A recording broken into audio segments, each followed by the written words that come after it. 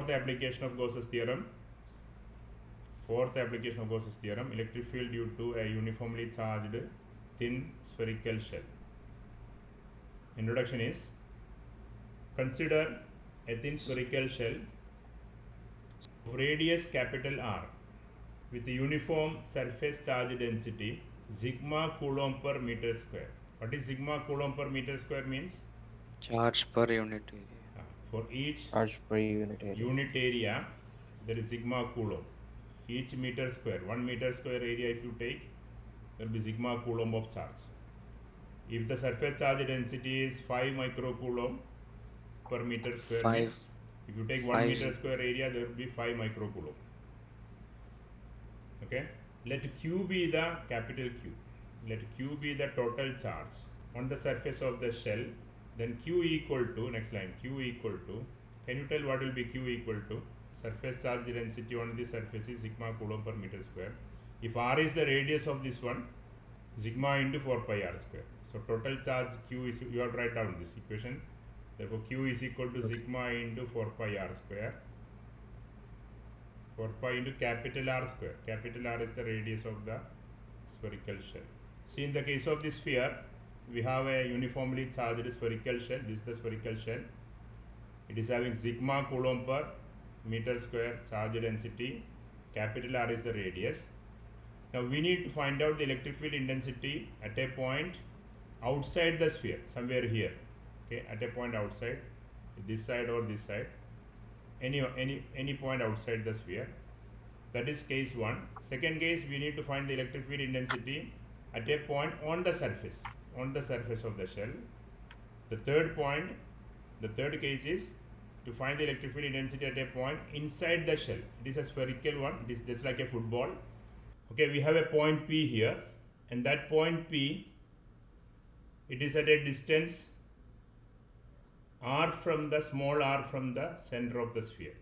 Means if you take the distance from the center of the sphere toward this point P, that distance is small r. Okay, this is small r, and this original sphere is having radius how much? Capital R. Metallic shell that is having radius capital R. Yes, sir. What is our aim here? And at the point P here, this is the point P, it is at a distance small r from the center of the shell. There will be some electric field here. How much is the electric field intensity that we have to calculate? We will consider this electric field intensity at this point as E. Suppose it is E. We need to find out an equation for this E. What is E value?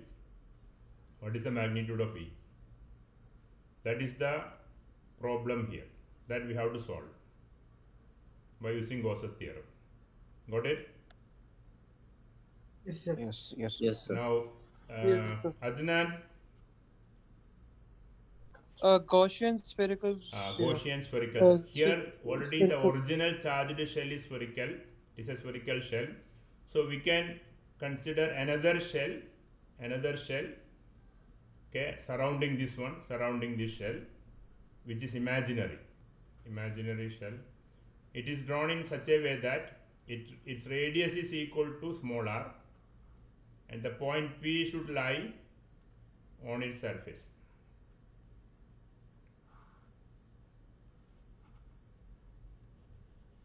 It is drawn like this with a common center. Both the shell should have the same center. This outer one is imaginary, and that point P is at a distance r away from the center, and the point P lies on its surface, so that the r distance of the point P is the radius of the imaginary sphere. Okay. Now, suppose if I consider on this imaginary sphere an elementary area ds. Suppose I am taking a small area surrounding the point P, that is ds area. This area I am taking as ds. The point P is at the middle of this ds area. It's an infinitesimally small area, and this area vector for ds will be radially outward, and the area vector is radially outward like this.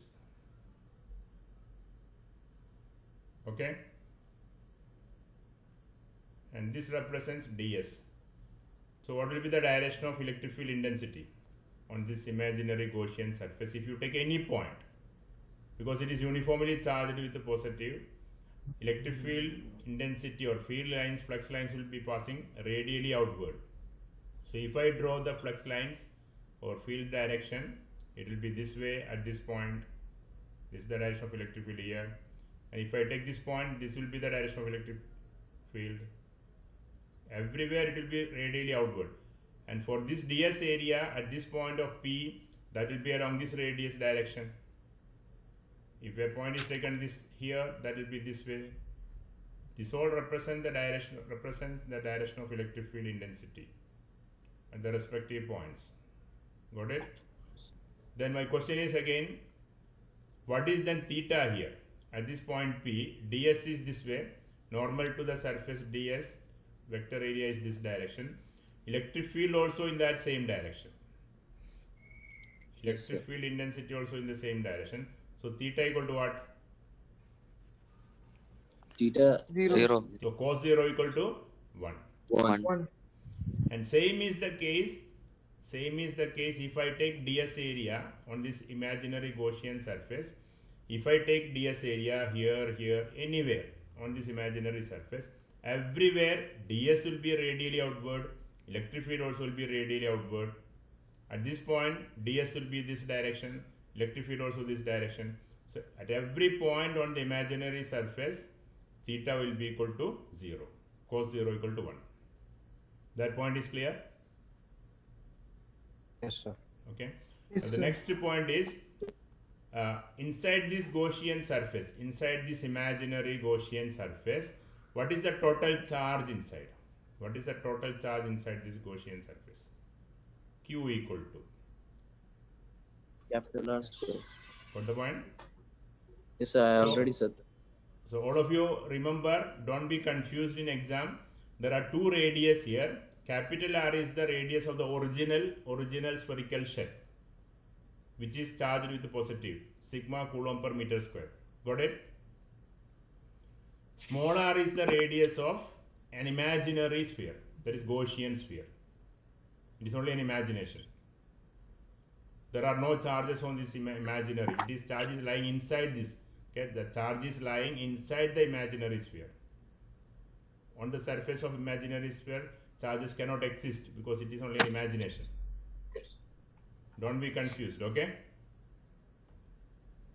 Yes. So these are the basic concepts needed for solving this problem. Okay, now we can derive this one. What is the equation? First equation by Gauss's theorem. Phi equal to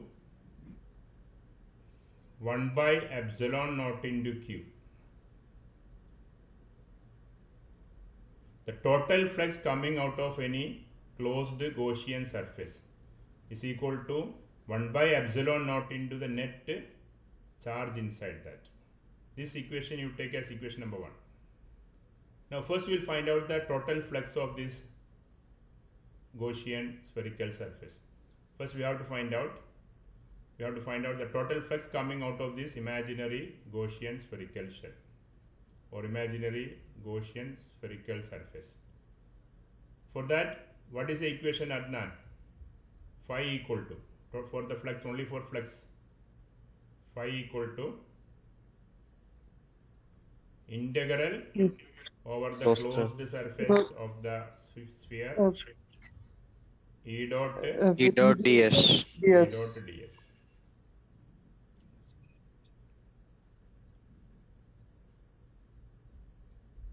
ds is a vector. And one more point required here.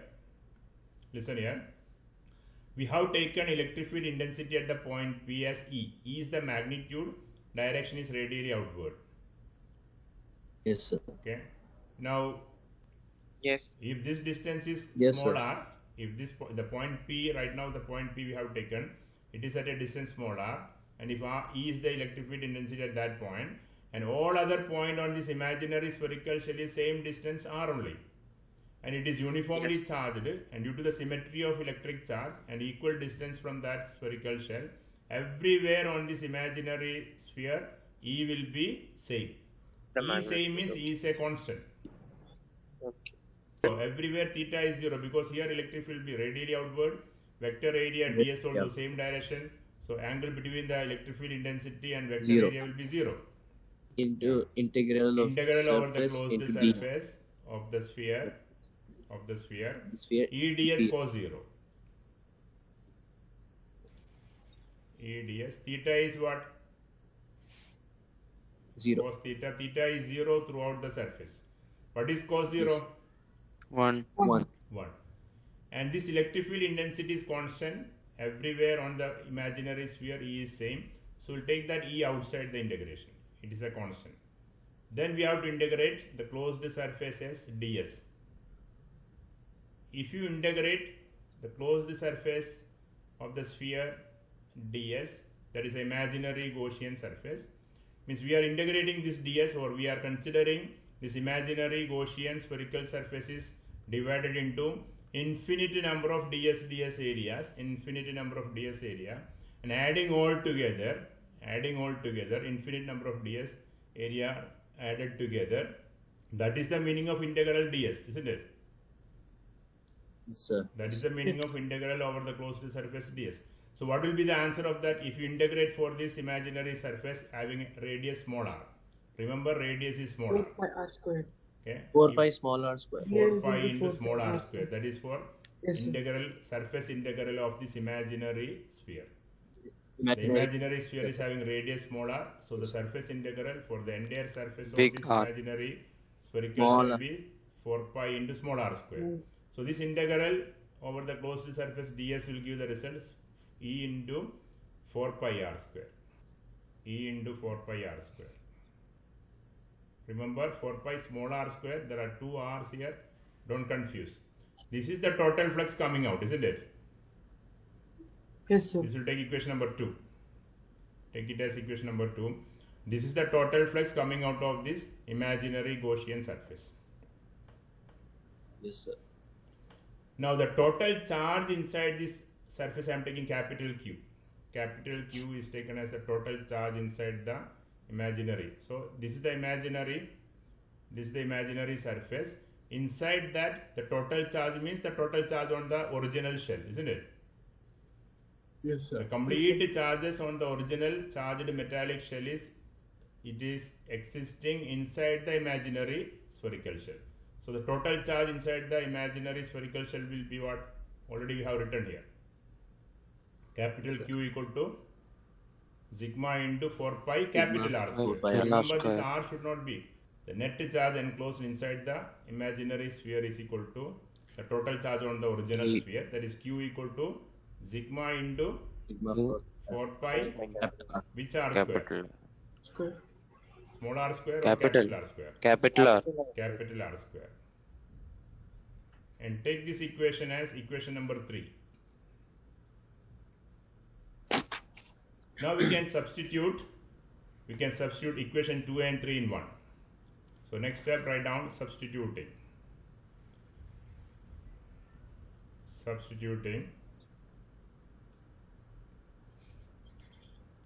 equations 2 and 3 in 1. In equation 1, what we can write in equation 1? Instead of 5 we can put what?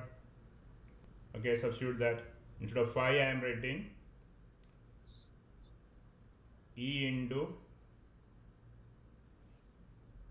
4 pi r square, E into 4 pi r square 1 by epsilon naught times epsilon naught into the total charge, the net charge inside that. Net charge is how much? Sigma into 4 pi r square. Sigma into 4 pi r square. Capital R square. Now what will happen? 4 pi will cancel. 4 pi will This 4 just pi cancel. 4 pi cancel. E Then E equal to what? sigma r Sigma square into capital R by square divided by epsilon naught into epsilon small r naught square. r Isn't it? square. Yes, sir. Electric field intensity at a point outside the shell is equal to sigma into capital R square, that is the radius of the original conductor hollow shell, and sigma is the surface charge density of that divided by Epsilon naught into epsilon naught, that is the Into permeability of free space, into small r square, that is the imaginary imaginary radius of the imaginary Gaussian cylinder, surface. into r cap. What is the direction of r cap? Radially out. The direction of radius of the sphere. The same equation again I am writing in a different form, that is electric field intensity E at a point outside the E is equal to, instead of the sigma I am substituting the value. What is sigma actually?